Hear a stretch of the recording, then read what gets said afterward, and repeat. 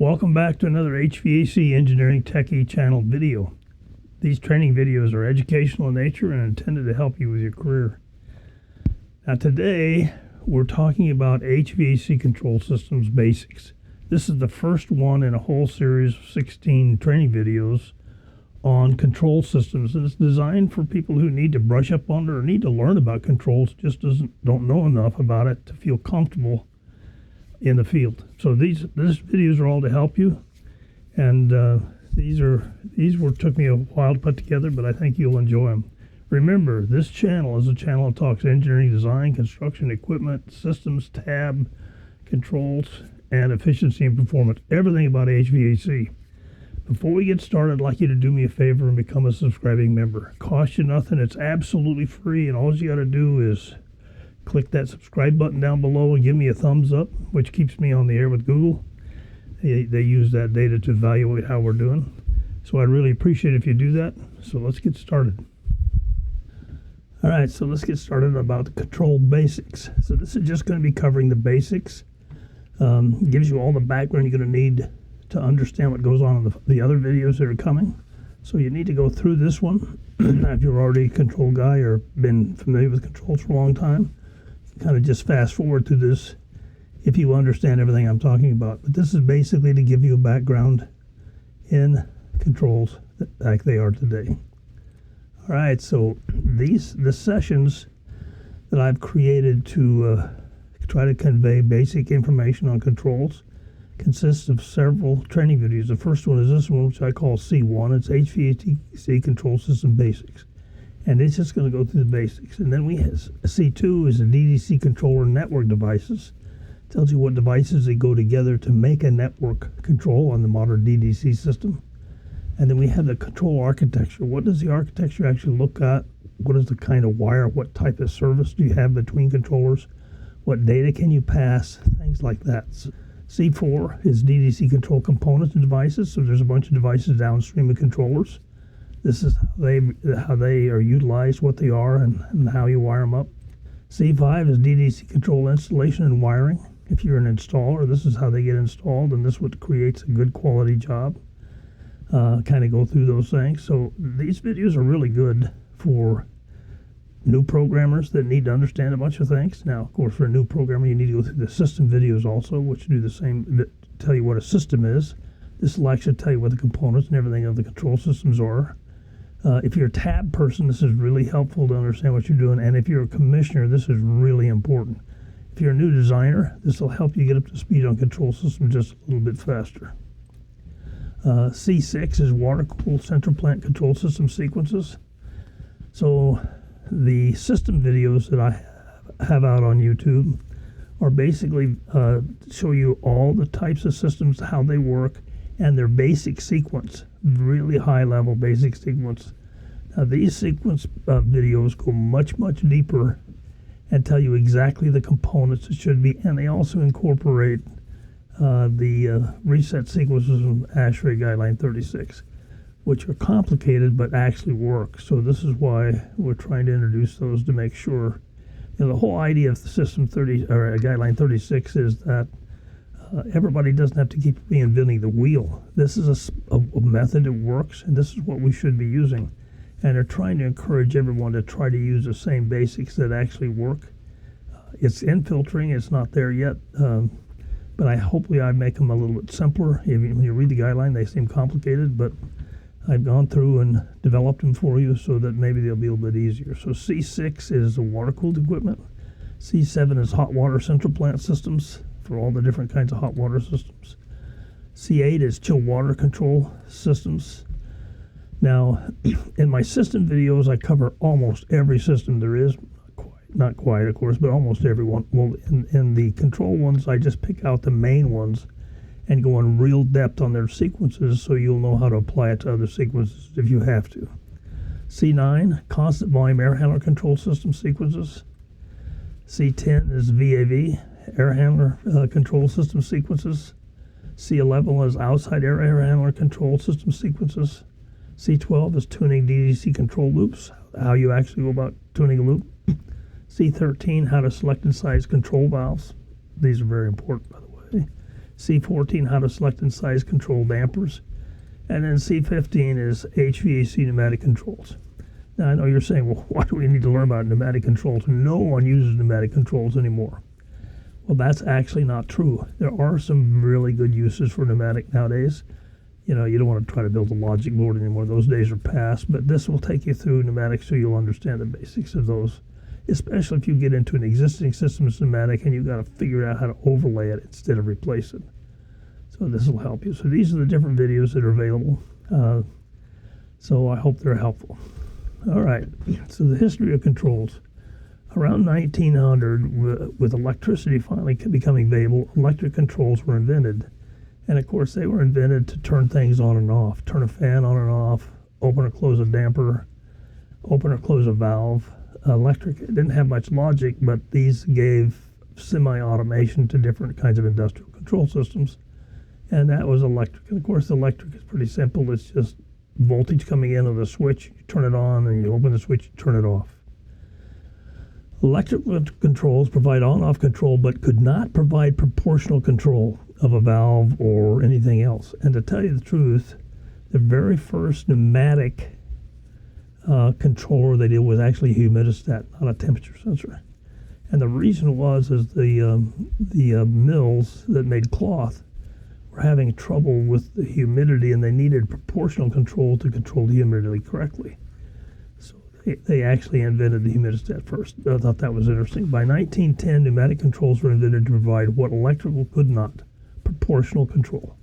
So there's always a trade-off, right? And, you know, to this day, DDC doesn't do proportional control either. To do it, you have to do all kinds of gimmicks to try to get close, but it doesn't actually offer true proportional control. And, of course, true proportional control is provided by pneumatics. You have an air source, you basically have an air source and a thermostat on the wall, and or a pipe or duct thermostat, and it varies the pressure in here to control a valve. Not only is pneumatic proportional, it's also very, very fast. Electrics are very, very slow, and DDC is, you know, to think is very, very fast, but to actually move something, it's also very, very slow. So this is the basics of controls. Pneumatic control did proportional control perfectly, but complex logic was very difficult. And when I first started in controls years and years ago, we always had one designer who was an expert in pneumatic to do logic, because logic circuits in pneumatic controls is very, very complex. And you always had one guy could do that. Everyone else could design the rest of the system. They bring it to him and say, okay, you do the logic circuit here. Pneumatic controls also had a maintenance issue, which is clean, dry air. The air you provide to pneumatics cannot have water. If it does, it springs the burden tubes downstream, and I'll explain how these work later, and they are no longer in calibration. And if you get enough water, they can never be calibrated. So it's pretty sad when I'd get a customer call me and said, you know, my thermostats, none of them are working right. You go out and say, how many thermostats you have? He said, we have 250. And I see pumped water in them. Yeah, well, you know, we didn't watch it, and the air compressor tank got full of water, and it pumped water out to the thermostats. And I had to explain to him, well, you need to buy new thermostats because these are ruined. That's not a good day. Electronic controls were developed in the 1960s to provide complex logic modules. You know, we kind of think about these been around forever, but really, our new electronic age is not that old. 1960 was the very first electronics.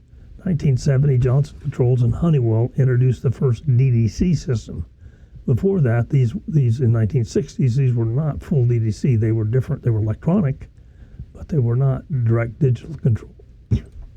Early DDC systems were not networked, but used mux panels for communication. In other words, networks hadn't been invented yet. So what they did is they had a mux panel that sent a coax cable between them, and it would take a bunch of points, congregate that data, ship it across that, and this would get the data and then could do something else with the points. So mux systems are what we used up until we started getting into DDCs in the 1980s. Networks were developed that allowed DDC network systems. It wasn't the internet, of course, but it did give us a chance to talk in a network. And in the 1990s, the World Wide Web became established enough to allow web connectivity. So slowly we're building this DDC circuits now. I'm kind of be interested to see where it goes in the future, because this has been a large change over a fairly short period of time. Okay, so now let's look at some control terminology that you will need to understand. Controlled variable, the process or action that is being controlled, such as temperature, humidity, or on or off, CO2, whatever it is you're controlling, that's the control variable. The sensed variable, any medium that is being sensed in the control process, such as air volume, temperature, CO2, or static pressure. So the controlled variable is the thing you're controlling. Sense variable is you're sensing the results of what you're changing.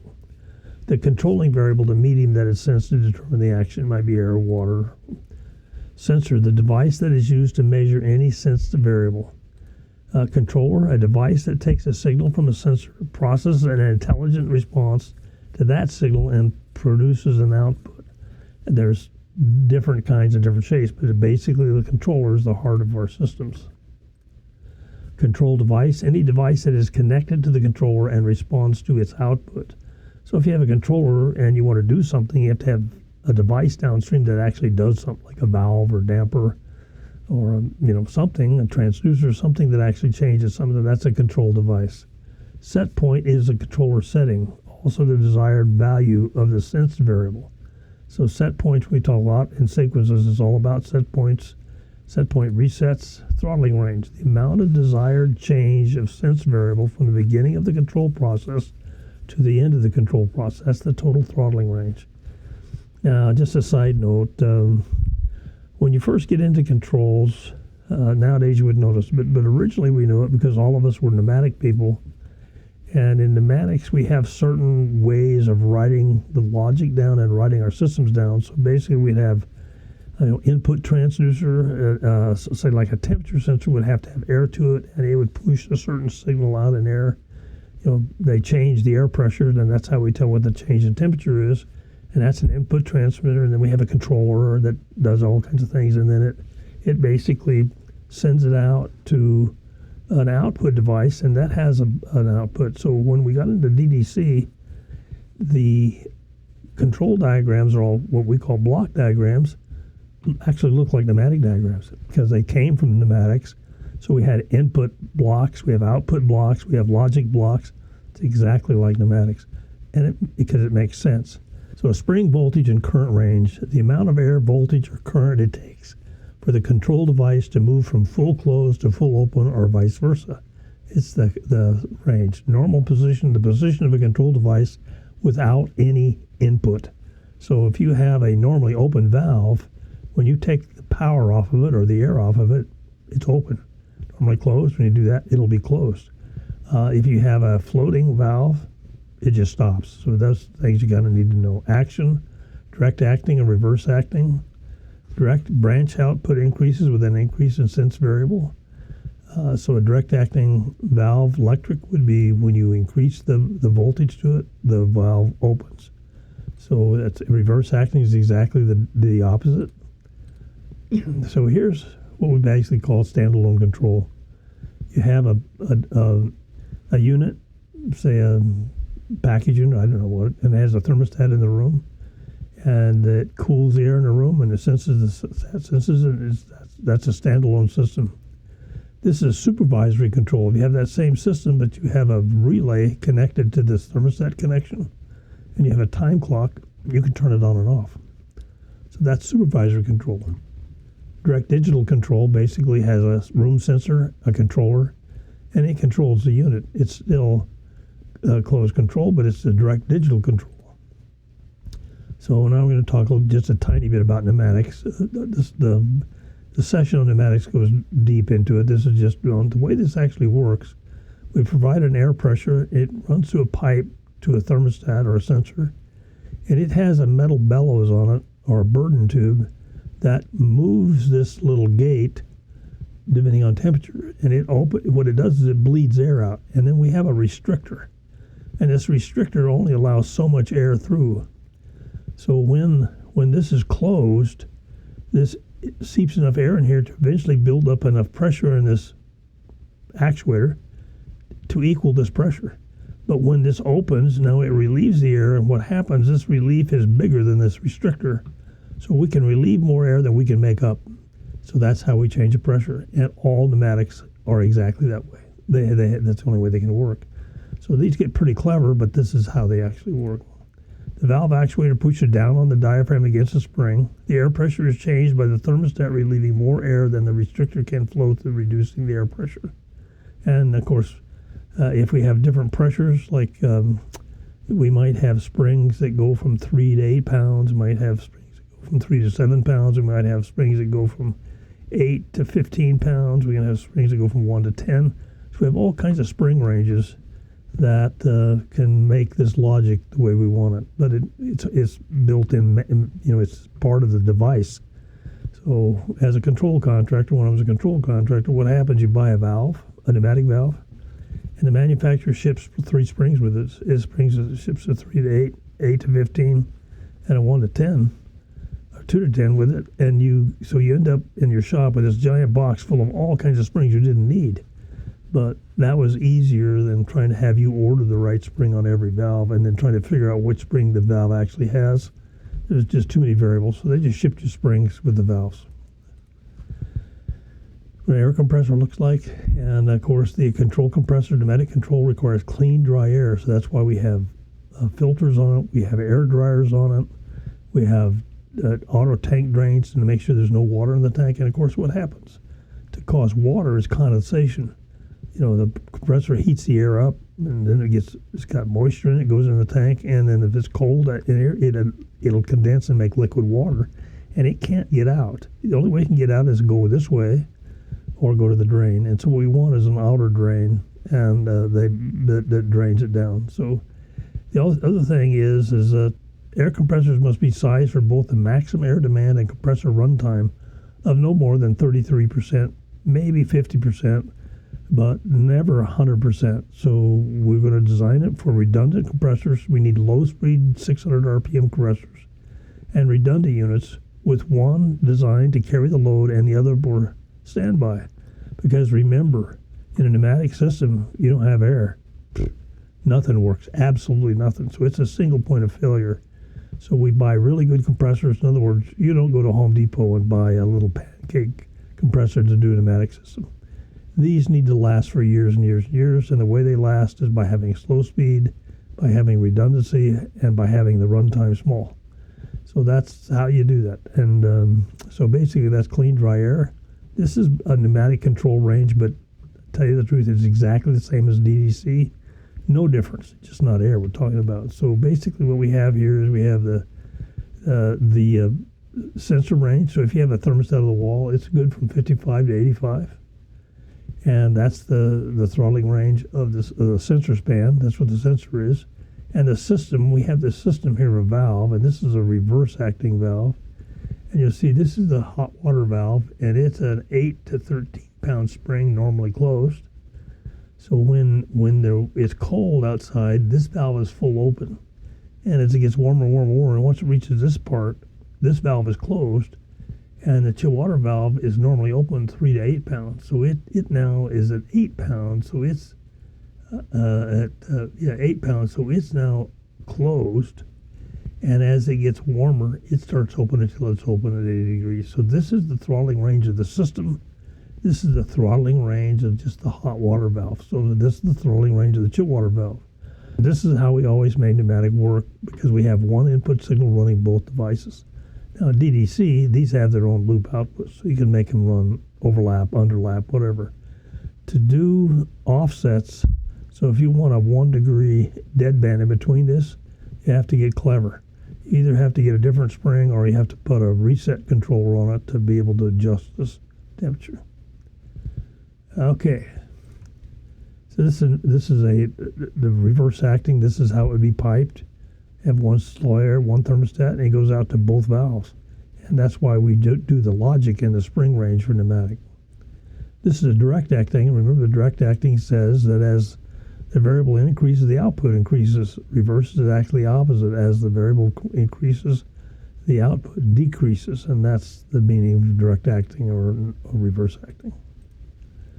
So thermostat calibrations. Pneumatic thermostat calibrations were not as easy as DDC.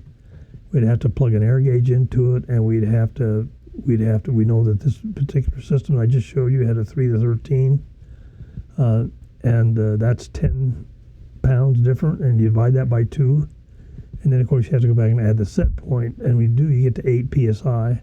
So what you do is you set it up, put the thermostat to the room temperature actually is.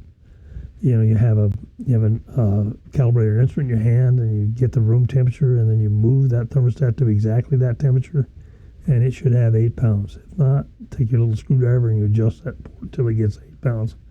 Really simple, but in pneumatic, really, really important. In DDC, most sensors, we'd like to see them calibration tested once a year. Maybe if it's a humidity sensor, maybe every 6 months or so if it's critical. But pneumatics, we like to see those calibrated every quarter. That's why pneumatics were expensive. Take a whole bunch of maintenance. Advantage of pneumatic controls: inherent proportional control. They're automatically proportional. They're suitable for explosion hazard construction. If you realize air has no sparks, so they can be, as long as they don't have any electric switches, they can be in explosion-proof atmospheres. And they used to be low cost. Now, as I was doing these videos, I started checking on some of the pricing of controllers, and good God, they're in the stratosphere. So nowadays, if you had to build a whole pneumatic system, it's going to be a little pricey. Large actuation and very fast. So where pneumatics are normally used today is if you have a big central plant with big, large, 8, 10, 12, 14-inch valves, 24-inch valves even, you're going to use air actuation because it's so much cheaper. And it's so much easier because high pressure air, say 85 psi or so, will move a really big valve really fast. Whereas electrics, wow, it takes forever for a valve to be able to be opened in electrics, a big one anyway. And very fast. If you have a situation where you need to catch a pressure profile, and you need to actually, if you're trying to control a valve to catch pressure, like if you have a chill water storage tank, atmospheric pressure, and you have a closed loop system, you need to catch the coming water back so it doesn't drain back into the tank and fill the tank up and add oxygen into the pipe. So you need to put a valve in that can actually catch that water so it doesn't allow it to do that. And one way to do it is use a clay valve, which is a system pressurized, or another is use pneumatic.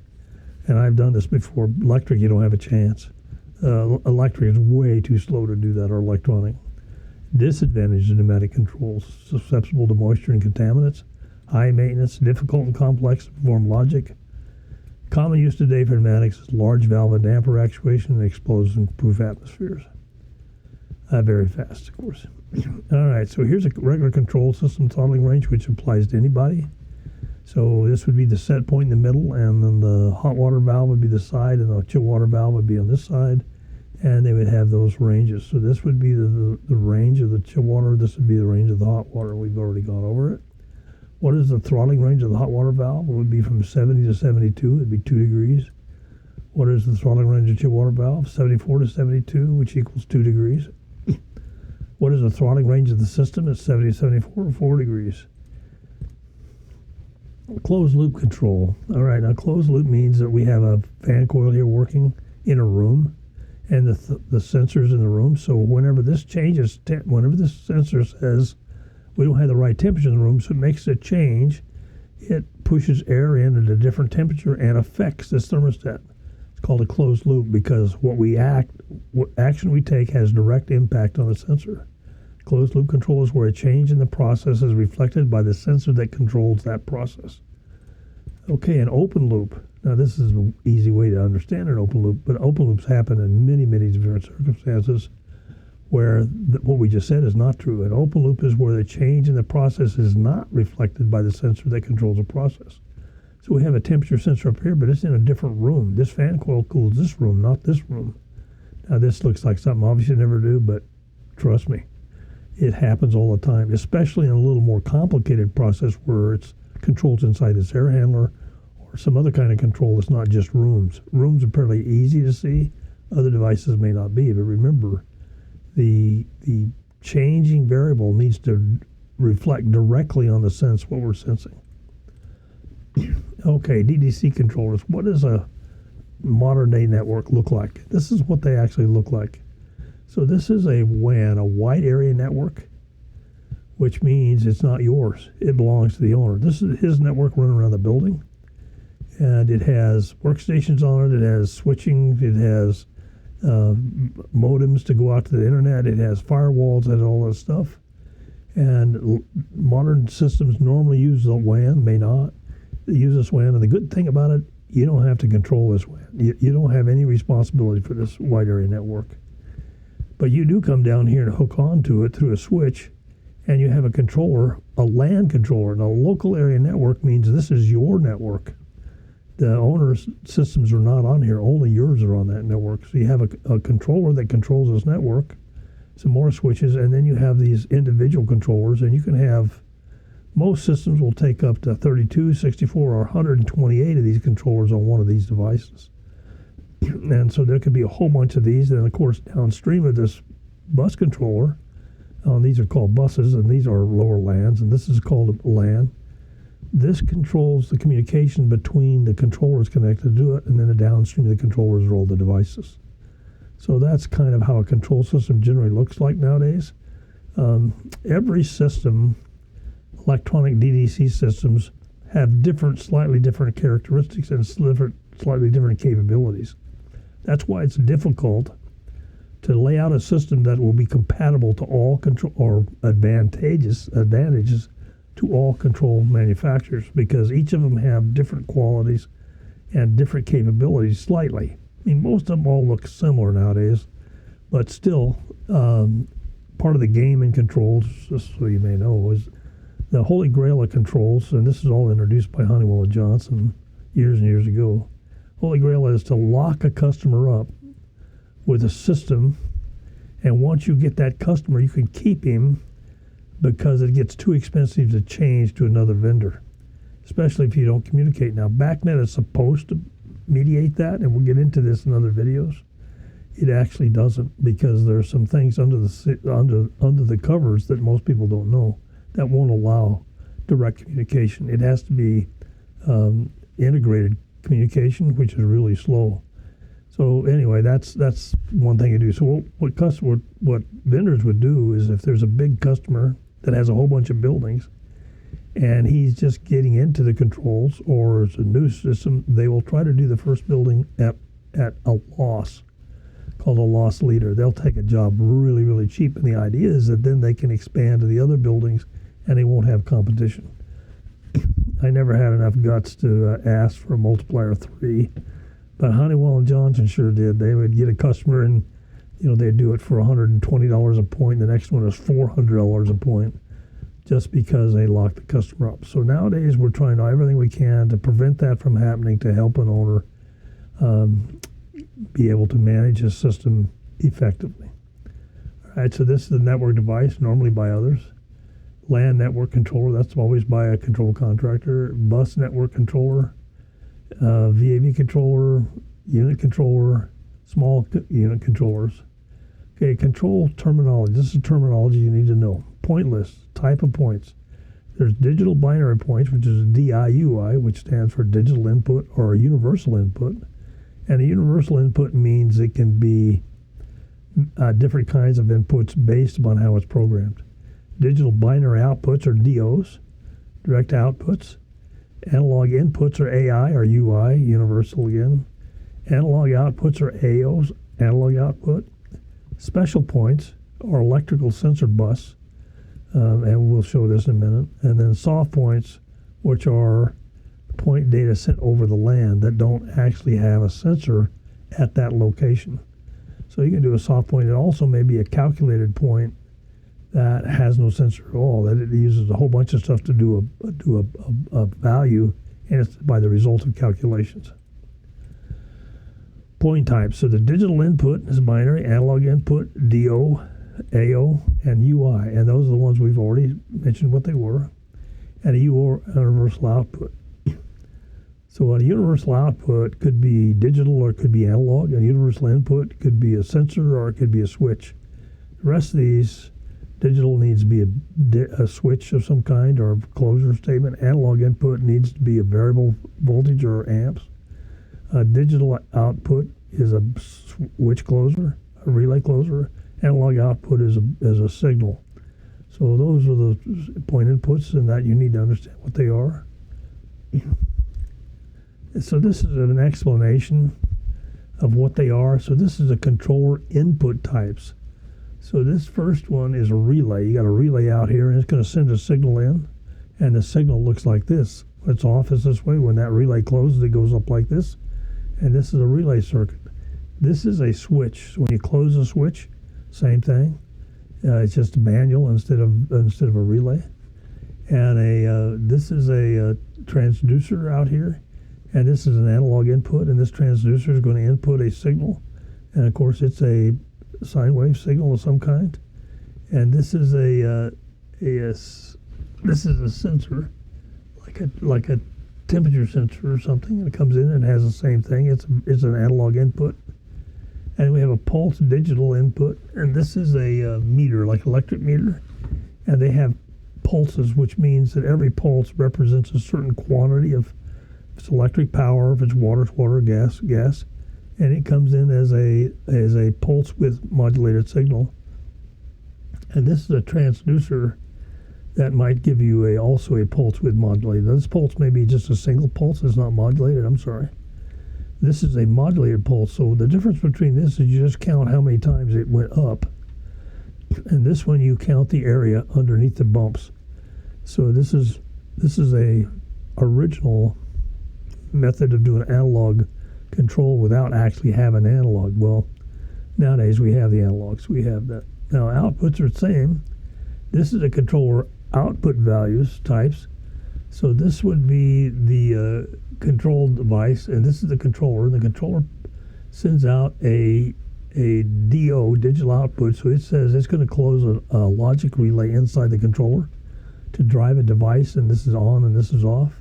So this is a resistant network where the controller can change the resistance of a signal, and it will have a signal that will control resistance. The only key thing here is that the resistance in this network in the controller must be exactly the same as the network resistance in the device. And then they will follow. If they don't, they follow by an offset. So we don't actually use these much anymore, but they are there. This is called a tri-state or a floating control point. And this is mainly valves. So what happened, of course, originally we had on-off valves, and then we developed modulating valves. And they had a signal, and then we came back, the modulating valves are expensive, so let's make a cheaper one. They made one that's called floating, and what it has a motor in the valve, and it has clockwise and counterclockwise. One's open, one's closed. So what happens is the controller has two outputs, and when it wants the valve to open, it closes one, and it drives the motor, starts turning that direction, open the valve. And then if it wants to stop that, it stops that one, and this, with either of these on, both of these open, this valve stops. So it could be opening, and then stop. And then wait, and then it says, well, I want to close a little bit, so now it closes this one, now it starts running the other way, start to close it, and then when it stops that, they stop. Now, why that's different, because some people try to make a digital single output drive a valve, a normal valve, on and off valve, not a modulating valve, not a floating valve, but a normal valve. So when it happens, it just turns it on, and the valve starts open because it's a motor again. It starts to open. I mean, it could be a solenoid open. Most of them are motors. And then they turn it off. Now it starts closing. And then it start opening. So these valves never rest. So they only last 3 or 4 months because they're doing this. They're start stopping all the time. That's not good for a valve. So if you need that cheap valve and you want to use floating control, this is the way to do it. The only problem is it burns 2 points within the controller. This is a analog device, and it has either voltage or milliamps going out. And of course, this is a controller set up for milliamps or voltage, and it will do an analog output. And then this is a pulse. So you can send out a pulse if you have a device that runs on pulses, or if you have pulse with modulation again. that you can send out a device called pulse width modulation. These are DOs, not AOs. They're DOs. This one mimics an AO, but uses a DO. So these are the different point types. Transducer types. Now, transducers take and transduce one signal to a different type of signal. So an I to P is electronic to pneumatic pressure control. So this actually takes an electronic signal, an analog signal, and turns it into an analog pressure modulation. A P to I is just exactly pneumatic to electric. So it's a pressure pneumatic to electronic. So it will tell you what pressure is in the airline if you need to know. EP is electric to pneumatic, a solenoid valve basically. So it's going to take electric and drive pneumatic off and on. A PDE is a pressure to electric pressure switch. So it'll tell you, if when you do pneumatics, you get things like you want to turn the thing off. So you put a solenoid valve in the central plant that shuts off all the air, and then on every unit you have a PE switch so it will now turn off the fan, and that's very possible to do. EDE is electric to electric relay, in other words, different voltage. So if you have a low voltage come in, you want a higher voltage, you can do that. II, electronic to electronic voltage to pulse. So basically, if you want to take an analog input and you want to put a pulse width out, you can have those transducers. Temperature sensor type. Okay, now, one thing about digital controllers, they have to have in them the capability to use a certain kind of sensor.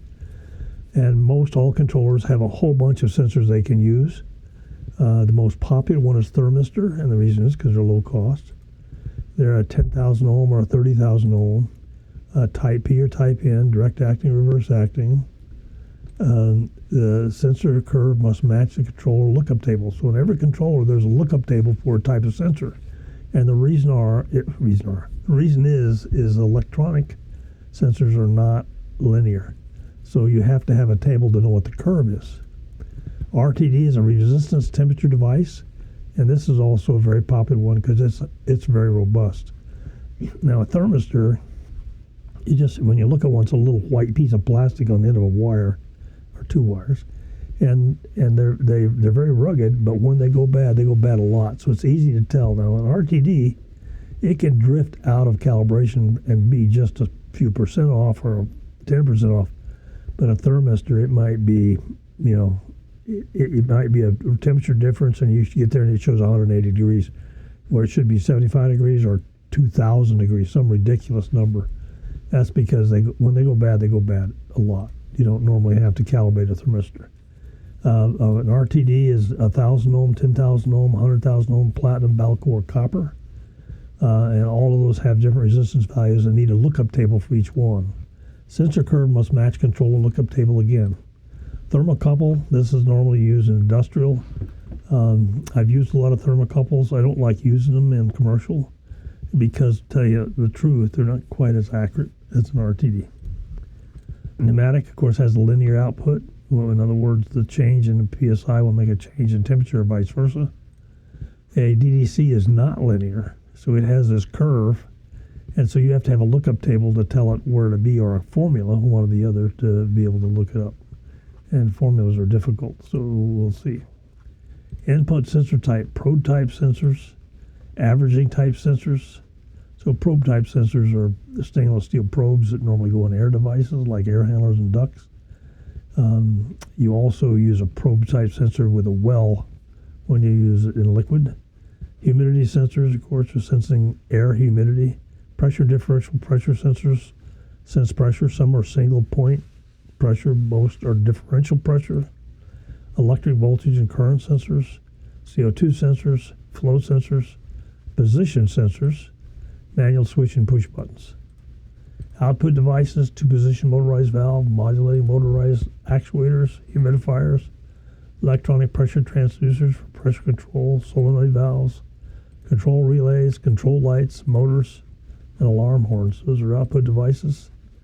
Digital controllers. We have LAN controllers, equipment controller types, application-specific controller, which means you don't normally program them, you just configure them. Make sure the set point's what you want, but the actually basic programming is in it from the factory. Programmable controllers, fixed point, manual configuration of point density. So in other words, most everything nowadays is a programmable controller, and they'll have a typical controller might be 4 digital outputs, 2 analog outputs, 2 digital inputs, and 2 analog inputs. But there's hundreds and hundreds of different capacities. They might be 8 UO and 8 UI to be able to do the point count. Or it might be 64 and 64. Be a whole lot. Programmable controller expansion modules. VAV controllers, special controllers for VAV because they come normally with an actuator built in. Some don't, most do. And it always amazed me that everybody assumes that the VAV is a simple part of the system and the controller doing a fan coil is much more complicated, but to tell you the truth, the most complicated program is in the VAV controller, and the reason is because it has many different sequences it must do for type of VAV box, and they cram them all in the same controller. If you print it out, you'll say, wow, this is complicated. Onboard actuators, separate actuator maybe. Controller chipset bit rate. Okay, this sounds like something you wouldn't need to know, but you kind of need to know. Controllers are made, they used to be made at 4-bit, but those are long gone. So 8-bit, 10-bit, 12-bit, 16-bit, 32-bit controllers. So what does that mean? Well, it's basically capacity to do a calculation. And a bit, 8-bit equals 2 times itself 8 times, or 2 to the 8th. So an 8-bit controller has a 256-bit rate. And that's the rate that it can calculate. That's the width of its highway. So if you have, what does it matter? Well, let's say you have a 0 to 100 degrees sensor. It has a range of 100 degrees. Okay, you have a sensor. You have a temp accuracy of that sensor, 100 divided by 256. So this particular 8-bit controller will do an accuracy of 0.39 degrees. It won't do less. It can only do higher. So 0.3 is its best accuracy. If you have an air, say you have a 0 to 10,000 CFM flow station in an air handler and you're doing fan tracking. Flow accuracy is 10,000 divided by 256. So the smallest interval of air reading is 390 CFM. This does not work. Okay, this is not accurate enough. For air, you need more accuracy. So if we do a 10-bit, we have 10,040 bits, which is 2 to the 10th. And then you have, if you have 10 to 140, you have now you're reading 9 CFM, 9.7 CFM, which is okay probably, but still makes me uncomfortable. I like to be more accurate. We have enough trouble controlling them. I don't want large slop in the accuracy of the device. So a 12-bit is 4160, and that would equal 2.4 CFM. That makes me feel better, but still, I'm a numbers guy. I don't like this either. So 16-bit jumps a lot. So this is 2 to the 16th. It's 65,000. If you do that, it's 0.1. Now I'm totally comfortable. We have an accuracy of 0.15 CFM. Hey, I'm good to go. Now, they are starting to make 32-bit controllers, and I guess it's for communication because we don't need them. And I'll show you why, because the 32-bit is 4 billion. So 2 to the 32nd power is 4,294,967,296.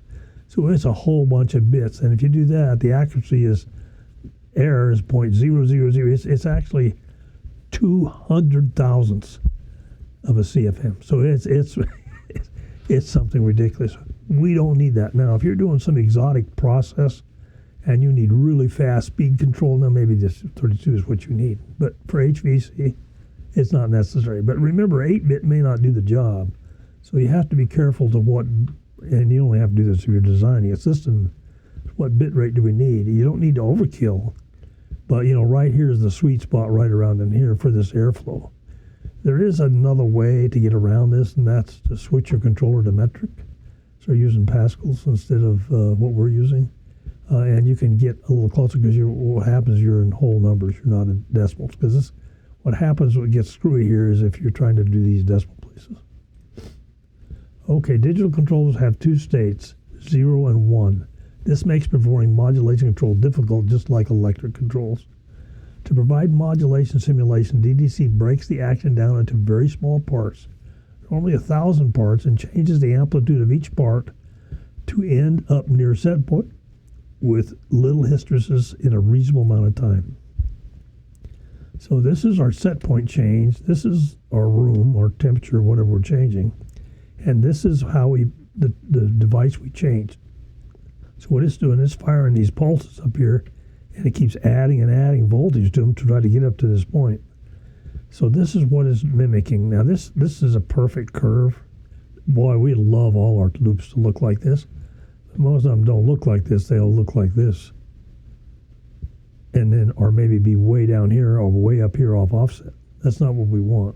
We want to have a signal that's not unstable. So this leads to instability in the wave due to the reaction to change.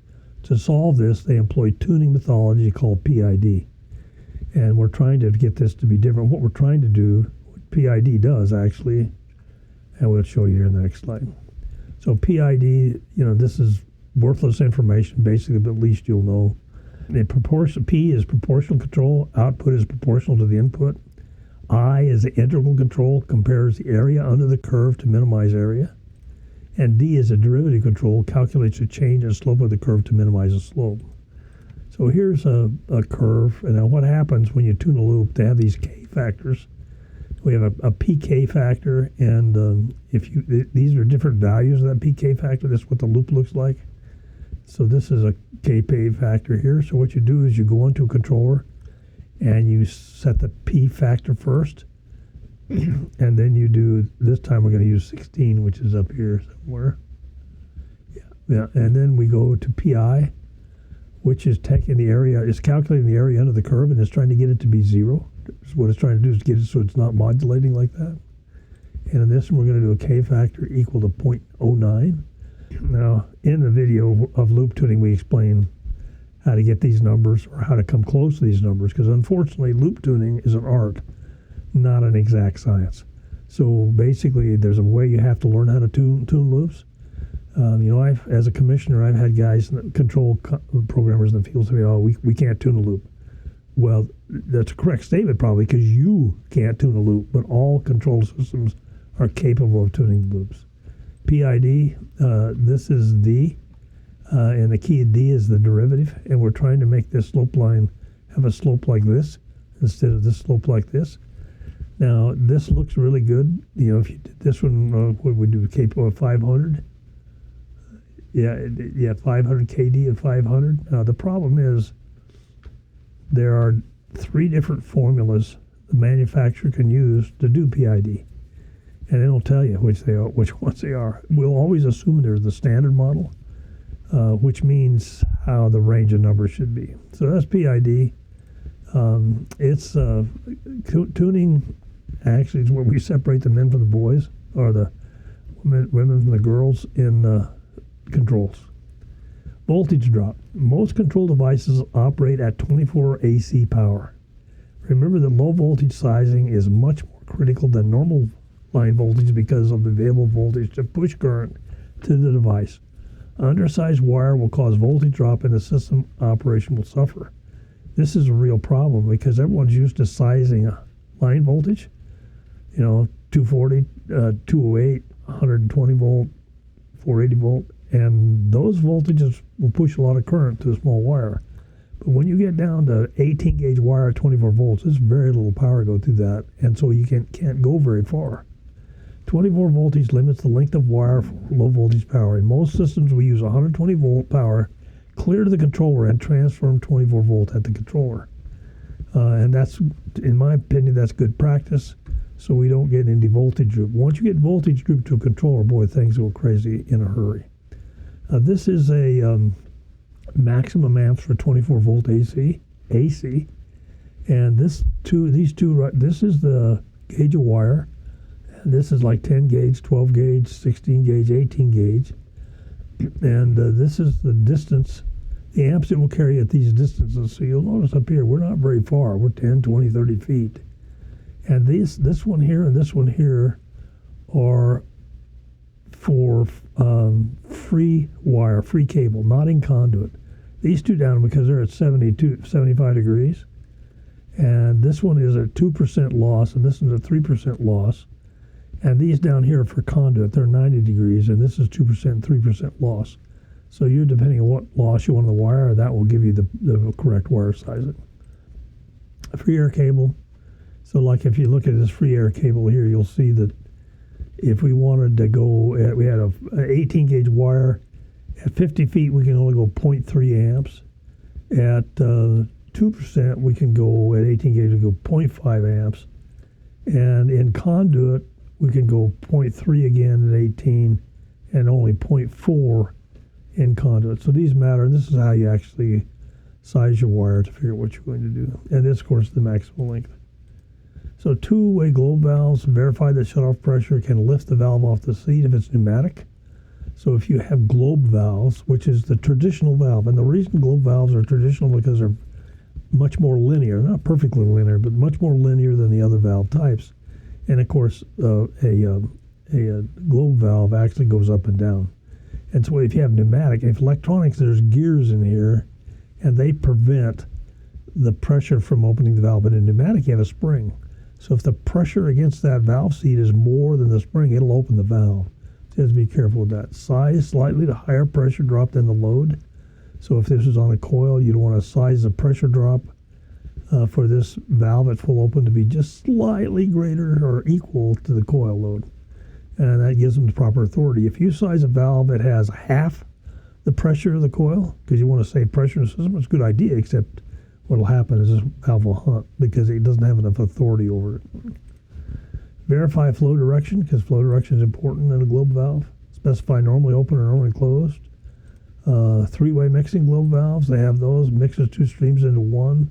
Size for slightly higher pressure drop than load. Verify a pipe to the control layout.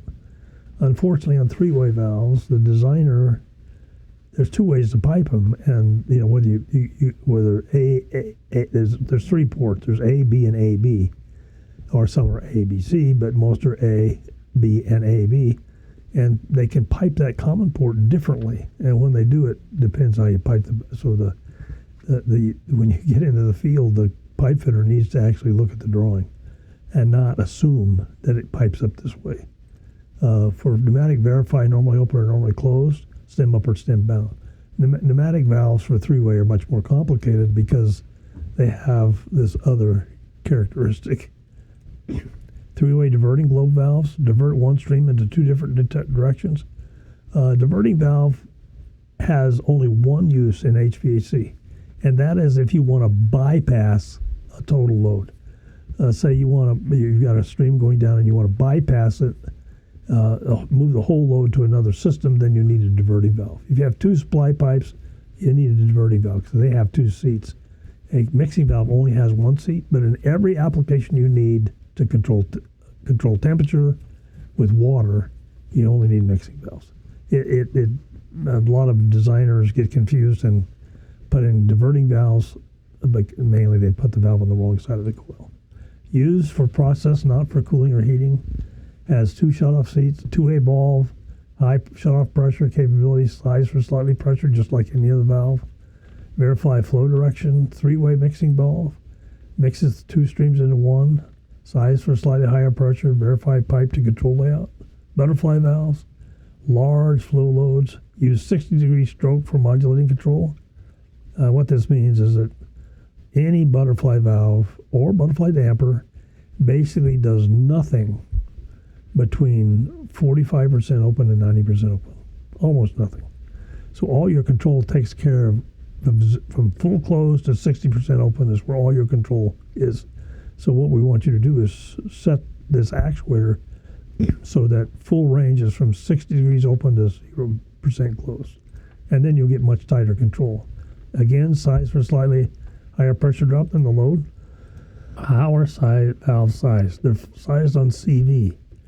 And CV is just a value, and it's a value that is actually the flow with the valve wide open at 1 psi pressure drop. That's what the CV is. It is calculated by the GPM to the square root of specific gravity of the fluid over the delta pressure. Okay, so that's the way it is. GPM, if you know the CV and the delta P, then GPM equals a CV to the square root of delta P over specific gravity. And water has a specific gravity of 1. But if you have glycol on it, it changes. And if you want to find the delta pressure of a valve and you know the CV, then you can do it by GPM times the square root of specific gravity over the CV value, and the whole thing is squared. So the clean water, they're the same, just slightly simpler because the specific gravity is 1. Do not oversize control valves. If a selection falls just short of the required CV, do not go to the next size valve. It has a much larger CV. So unfortunately with valves, larger is not better. You know, it'd be better to be just slightly under the CV value, have just a slightly higher pressure drop, and be able to control the load. If you make the valve too big, then what happens, it doesn't have enough authority over the load and it will hunt. So we need to watch that. Oversized valve will hunt and will not provide stable control. Thermal well installation. You know, sometimes you think common sense would prevail, but not always. Sometimes you'll see a pipe fitter that takes a coupling here, a T, and he puts a reducer for his well, and he puts another reducer in it, and he finally puts a well, and the well only goes to about there. The wells, or sensing wells, need to go to the center of the pipe to sense the total average of the water temperature. So this is a no-no. So many other ways to do it. Large pipes, the sensor just goes in a threadlet, goes down to the center of the pipe. I've heard all kinds of excuses that not have the right well for this. The well can go further, but really it needs to go at least to the center of the pipe. And a lot of people will tell me, well, they don't make wells in that size. Well, trust me, they make wells all the way from like 78 inches to 2 inches in inch increments. So I guarantee you there's a well available. And then if you have a small pipe, then you just put it in the heel of a T, put a weld elet on a T, and with the flow going that way or the flow going this way, that will always be the good point. Or you put it in the heel of an elbow. You got flow this way, you just put a weld elet on the elbow, and you can get that like that. Or if it's a bigger pipe, but still is not big enough, then you put it at 45. Remember that the actual probes we put in here are normally 4 to 6 to 8 inches long.